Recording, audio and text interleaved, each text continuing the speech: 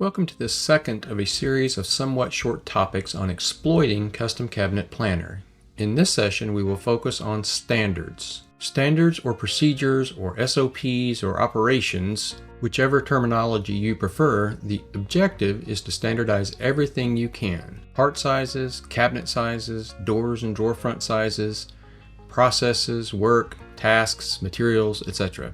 The True32 system provides a systematic approach to cabinet sizes as well as door and door front sizes if utilized. And I know of no better way to integrate an automatic feedback loop to our design and engineering. If we don't recognize a number, then we need to question that number and ultimately everything if we don't recognize a lot of numbers. This is our remove the opportunity for a mistake from the process red flag. One of the simplest feedback loops we experience in our day-to-day life is our bathroom scale. If we step on it weekly, it lets us know if we need to course correct, or that what we are doing is just fine. If we only step on the scale at an annual physical, we might find that course correction is needed, but the work needed is substantial and a lot more difficult than if we did this weekly. From a spiritual perspective, we can see the Mosaic Law as standards for life. The 613 moral, civil, and dietary laws given to the nation of Israel, especially the moral law, the Ten Commandments, provided the guardrails for life. Do it this way and live a fulfilling life free from much of the pain and suffering just stumbling through life provides. For this illustration, we will focus on the moral law. The moral law did not save or redeem them. It revealed their need of salvation and redemption.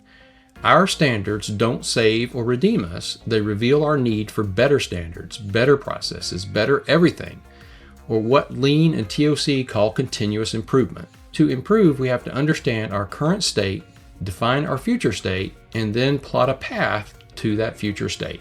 If we don't know what quality looks like or how long a process should take, how can we possibly improve it? How could we know if our improvement worked? Standardized processes improve efficiency and speed by providing a clear, structured method for completing work, reducing the need for decision-making and problem-solving during the task. The procedures portion of Custom Cabinet Planner is where the bulk of this strategy lives. So let's look at one of those procedures. I'm going to go ahead and jump into the procedures page here. And I'll go ahead and open this as a full screen. So now that we're here at the procedures page, and before we jump into one of these, let's look at our terminology, which includes procedures and processes. A procedure being the parent, i.e. design, engineering, machining, finishing, assembly, installation, and a process being the child, or a series of tasks or steps required to complete the process. Things like put screw A in hole A, B, or C. As our procedure, let's look at assembly since it's one of the more comprehensive procedures. Each of the processes that make up this procedure is the last best way to do this task, and should always be viewed as needs improvement.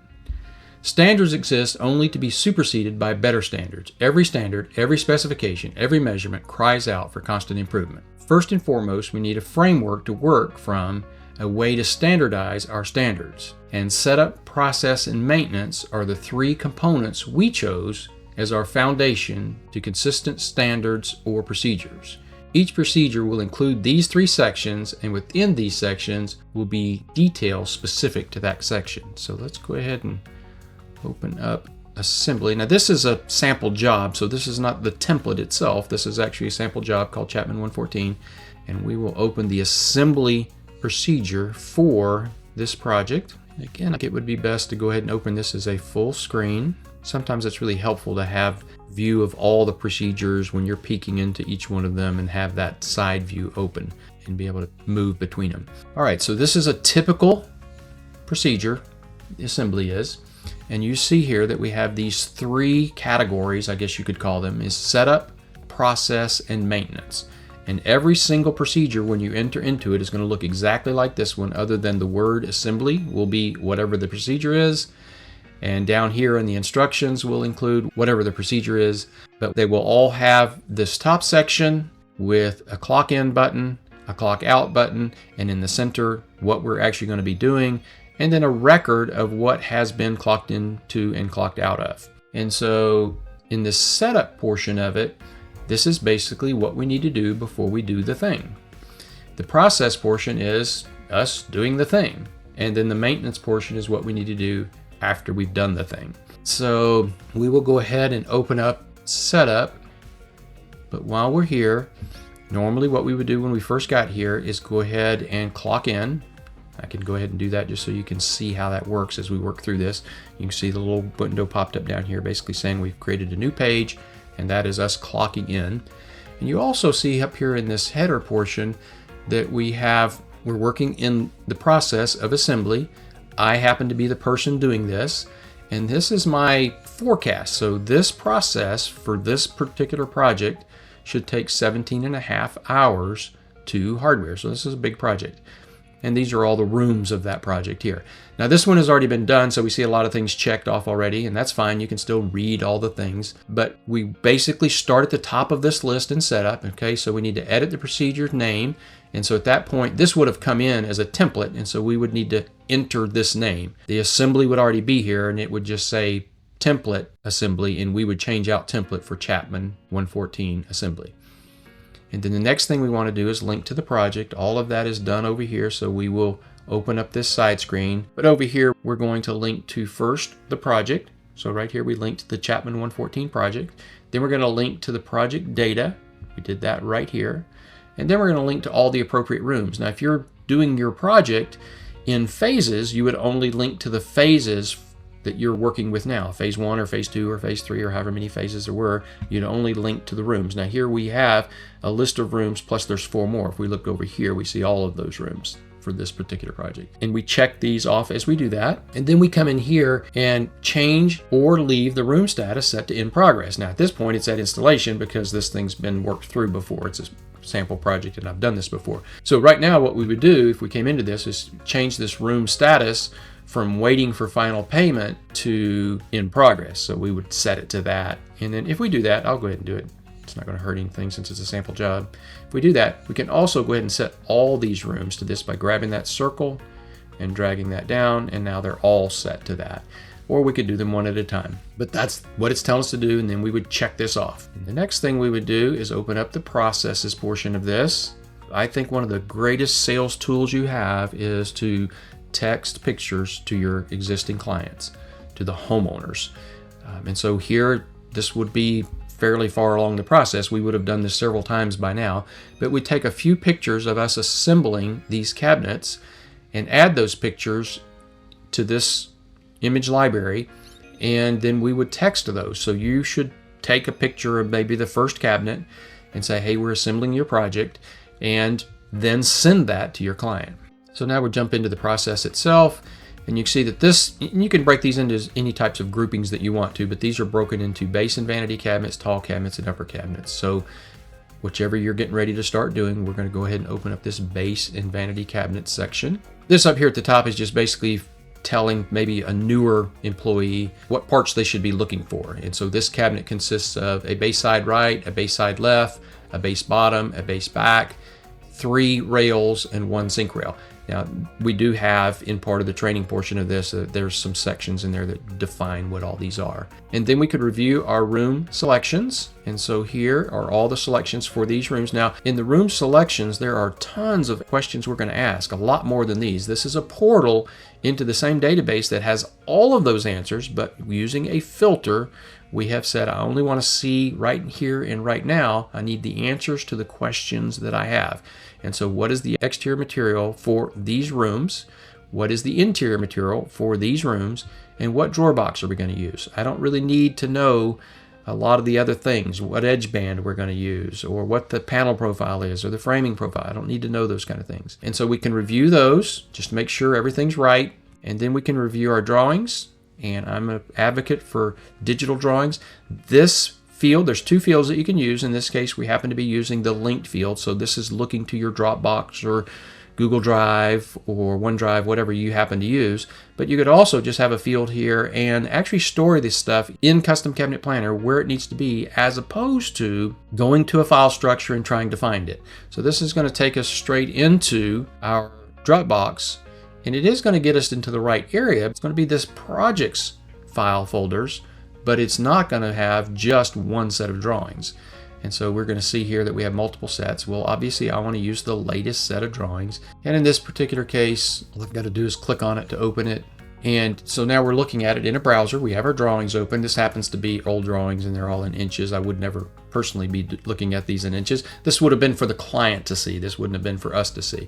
But this particular project, again, is a sample project, so none of this stuff is real data. But whoever's assembling these cabinets can come find the cabinet they're assembling and look at the cabinet, see all the details about the cabinet. If this was the actual assembly drawings, which is just not in here because we didn't get that far in the sample, these drawings would have a page like this with these type dimensions, and then it would have another one with the doors turned off with all the dimensions, interior openings and everything, which is really helpful for somebody assembling the cabinets. And then we could go into the actual base cabinet assembly steps, now that we have the data that we need.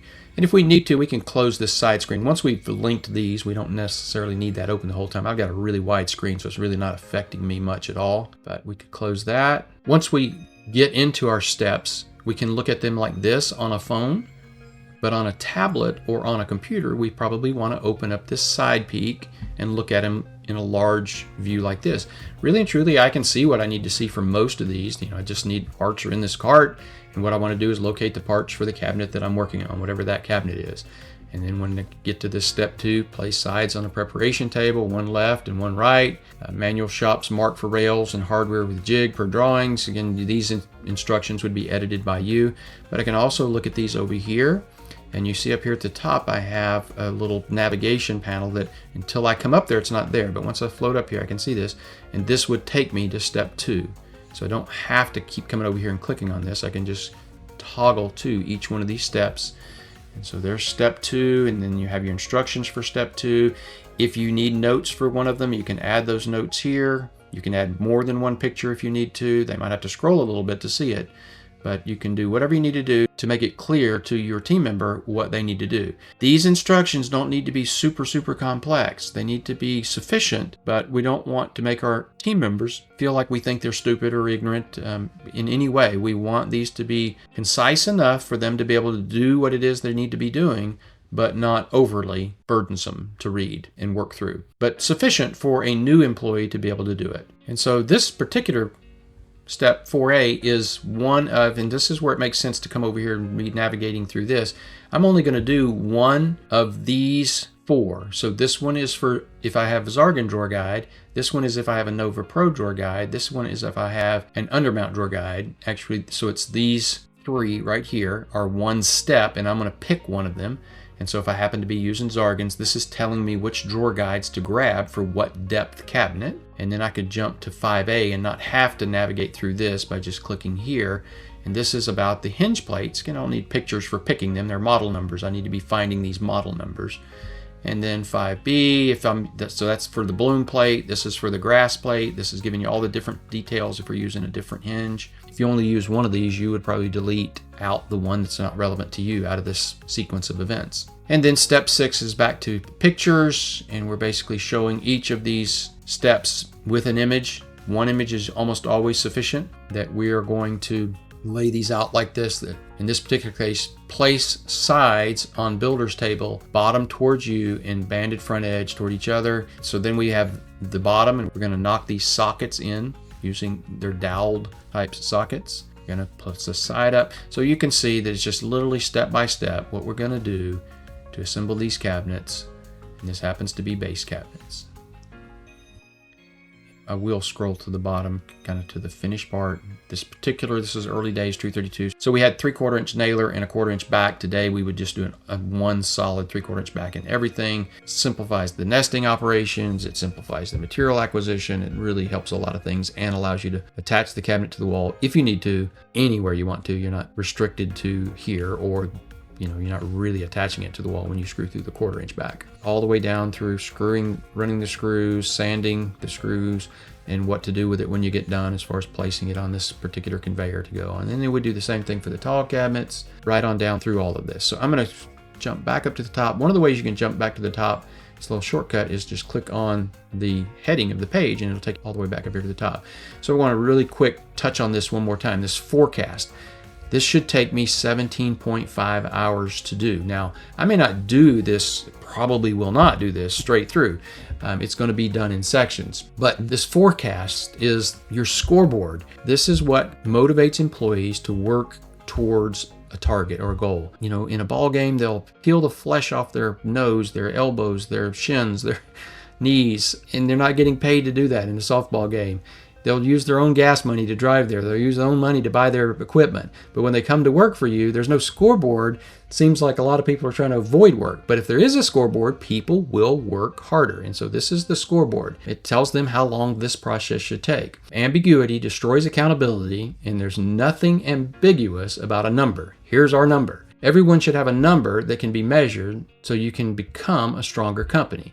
This is how long it should take, and this is how long you took. If I come down here to the bottom, I'm going to go ahead and close this setup portion, this process portion, and you can see here we haven't put an end time in here yet because there's one more step before we jump out of here. Right now, no time has been recorded yet, but it is counting from 10:32 a.m. today. I can now jump into this maintenance portion. This could stay open if I want it to, and now I can see what I need to do when I get done. So the next step is to change the room process here to hardware. So again, I would take this. This would not be an installation. This would have already been set to assembly by the last process.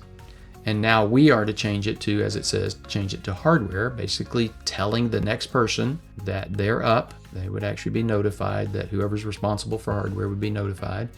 And then it's saying change the room status to not started. So we're done. We've done all of the assembly and it's ready to be hardwared. So at this point, we would say for the hardware, it's not started. And then again, we can grab these circles and drag those down. And this is keeping that daily dashboard up to date where we can actually tell what's going on for every project, every room, all the way through at a glance. So now we've done what the maintenance wanted us to do, just change those two things, and we can clock out. And we will see here that we spent 0.33 hours doing what we did, and then we can just jump back to our procedures. And this is one of those handy little features of being able to use something like Custom Cabinet Planner. Did you clock out? They could have clicked on this button without clocking out. This is the reminder. Did you clock out? If I say no, cancel, I have the opportunity to come back over here and say, oh, yeah, I forgot, clock out, and then go back to procedures. And now, yes, I have, and I can continue. Those kind of reminders can be anywhere you decide you think you need them or want to put them. In my opinion, these procedures and processes should be digital. It's time to go paperless. Printing drawings is just not the best way to go about this anymore. It wastes paper, time, and resources and does not auto-update when changes are made. I clearly remember the days of a 3-ring binder with printed pages that served as our operations manual, and editing it was a monumental task. From finding the original document, to editing the document, to printing multiple copies of the document, to replacing all those pages and all the locations required, it was a slow, painful process. Today in Custom Cabinet Planner, you are looking at these procedures and processes on a digital device that has a built-in camera, so updating, changing, and improving these procedures is easier than it has ever been. Now let's look at this from a lean perspective. Ryan Tierney says there's only one job title: process engineer. Everyone's job is to improve the process they are currently doing. You may not choose to follow that path and take everybody's title at your company away, but that is absolutely true. Everybody's job is to improve the process they are currently working on. And let's not forget that the fourth S in Lean Manufacturing's 5S is Sakitsu, which translates to standardize. Let's do a quick review of this from a lean perspective. So Sakitsu's definition is create standards and procedures to maintain the first 3 S's: sort, set in order, and shine. And the purpose of Sakitsu is ensure consistency in workplace organization and cleanliness across shifts and teams. And then the process of Sakitsu is develop checklists, schedules, or visual guides to standardize 5S practices, train employees on 5S standards and integrate them into your daily routines, conduct regular audits to ensure compliance with standards. So all of this is or can be built into Custom Cabinet Planner very easily. And then the lean connection. How does this, Sakitsu, align with all the other components or pieces of lean? Standardization supports lean's emphasis on repeatable, predictable processes, reducing variability and waste. And then an example of this, implementing a daily 5S checklist for each workstation to ensure consistent application of sort, set in order, and shine. In the movie The Matrix, Neo sees the same cat twice and says deja vu, to which he's told that repeated patterns revealed a glitch in the matrix. A lack of standards in your company will cause frequent glitches in your matrix. In the absence of standards, we will be dealing with the same issues into infinity and beyond.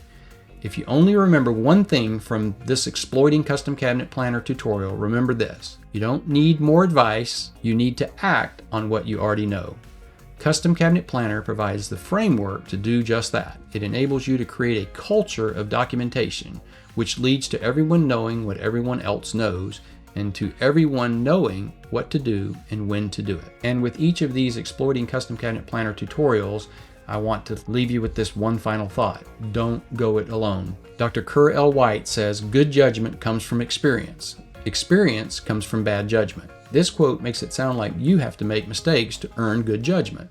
But it is possible to learn from others' experience or mistakes and not have to pay the stupid tax that going it alone requires. One of the things I like to say frequently to our Good Profit group: crisis mode is not inevitable. Don't go it alone. Join a community like the CMA, KCMA, KBIS, or AWI if you're a commercial guy. Join the Good Profit Group, which is a peer advisory group of cabinet manufacturers helping cabinet manufacturers be better cabinet manufacturers. Thanks for watching.